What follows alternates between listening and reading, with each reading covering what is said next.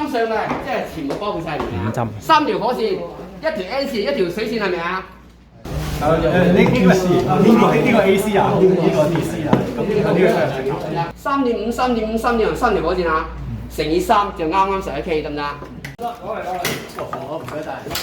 有，放咗有啊。啊？哇！呢個主要同我啲咁，呢白翻喺度睇啫嘛，呢個就睇嘅啫。呢度有，呢度咪呢個裝上面咯，呢個裝上面啊，得唔得？咁就插埋嘛？係插開，插落試先。插嘅嗱，你哋係攞開喎。係咪啊？條咗。好，跳啊！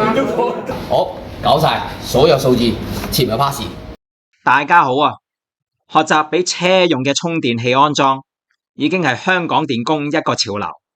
抱住唔執輸嘅心態，又上咗工聯會相關課程，師兄師姐齊齊學安裝，3個鐘頭，非常好玩。今集會分享堂上安裝習作，避免初學者睇到一頭霧水，亦會介紹下充電器牽涉嘅7大核心元件，同埋佢哋嘅相關工作守則要求。唔講咁多，去片。師兄一開始處理個刀掣先喎，刀掣係乜？正式叫做隔離開關掣，手動切斷電源嘅開關掣，中間有把刀形狀嘅把手，將佢掹上去，充電器就會全無電到。有乜用？主要係維修前切斷電源，確保維修人員不會觸電。守則要求戶外使用，防護等級至少 IP44 防塵防水標準。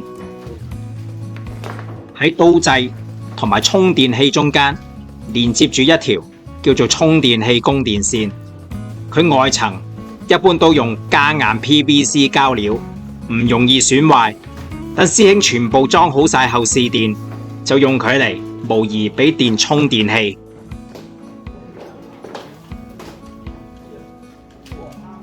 大家留意下呢條供電線裏面共有3條電線，火線、N 線、水線。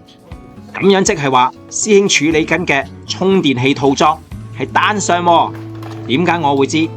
單上有3條線，三上有5條線。嗱，呢啲嘢識咪簡單咯，唔識嘅人哋咁講咪俾佢拋窒咯。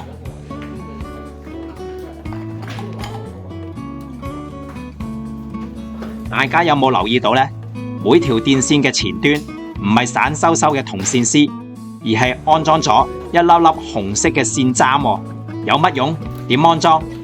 請放心，遲下會再出片詳細分享打線砧、打線耳、熱縮管等等嘅實操教學，敬請密切留意。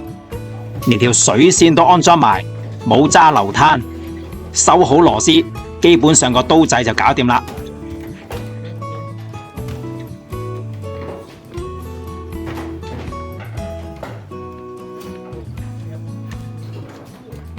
跟住落嚟，師兄處理呢個白色盒又係乜啊？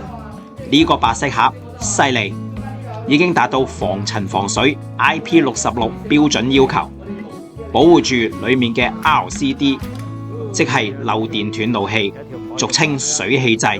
一有漏電，佢就會喺0.1秒內瞬間跳掣，保護人不被漏電電死。我記得以前返工聯會電工初階都有學咗。喺正式實務施工 ，RCD 嘅下游連接刀掣，但係上游就需要用裝甲線從電源攞電，即係放喺旁邊呢條。今日為咗將火線、水線、中線嘅接線清晰呈現喺鏡頭前，所以師兄就選用咗質地相對較軟嘅供電線做模擬，接入去個白箱入邊。裝甲線有幾巴閉，外皮裏面包住堅硬嘅鋼絲鋼網，莫講話老鼠咬唔爛啦，俾車碌過，俾屠龍刀斬過，一樣冇事。戶外露天車位，長距離拉線可以直接釘喺牆上外露走線，咁就唔使額外做鐵喉膠喉啦。接埋落條電源線度，咁一陣就可以插電試功能。好啦，再裝返頭先打開咗嘅白盒蓋。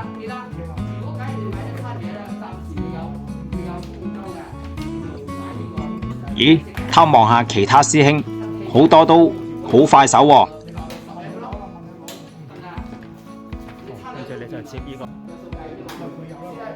最後仲要接埋呢條電線，佢連住個俗稱豬嘴嘅插座，咁樣啲可攜式嘅充電器就可以從呢個插座攞電去幫架車充電啦。上好晒螺絲，基本上完成，唔該晒師兄。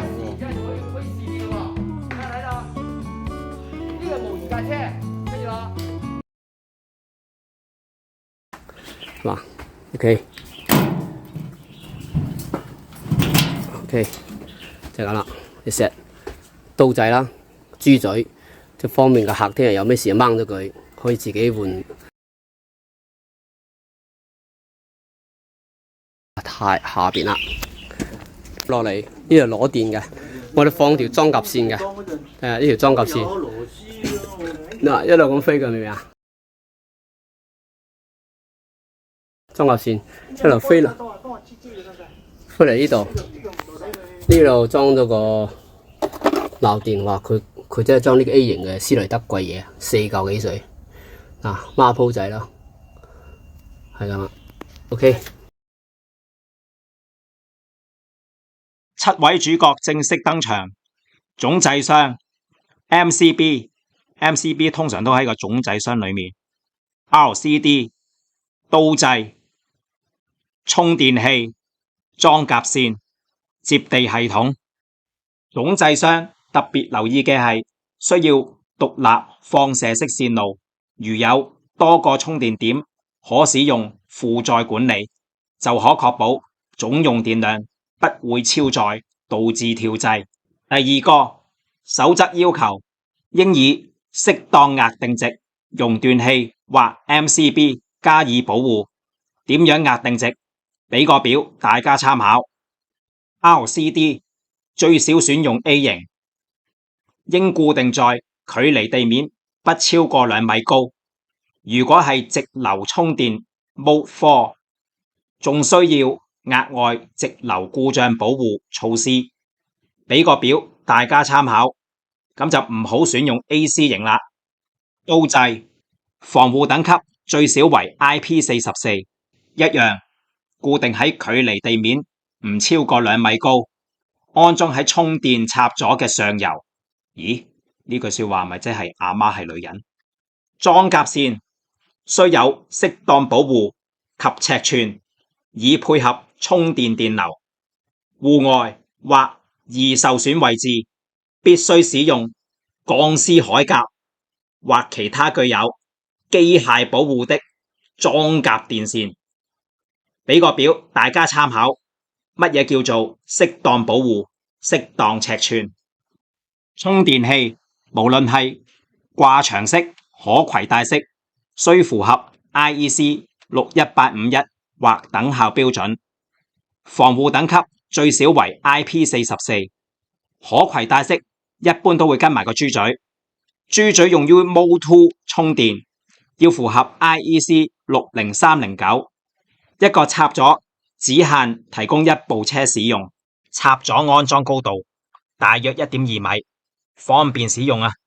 接地系統守則有要求，做足防止觸電保護設施，做足接地。總掣箱內有接地牌，將所有接地線集中連接，其他地方亦要做好接地。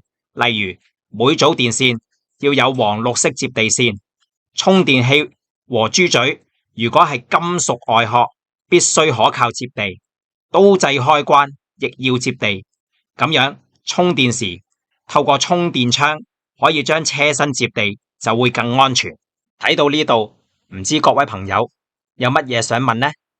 今集主要係我工聯會上堂學堂分享關於呢個 EV 狂潮充電器安裝，仲有好多同大家分享嘅內容。嚟緊仲會出前傳、外傳等等，唔知大家鍾唔鍾意關於呢個狂潮嘅內容呢？歡迎留言，多謝收看。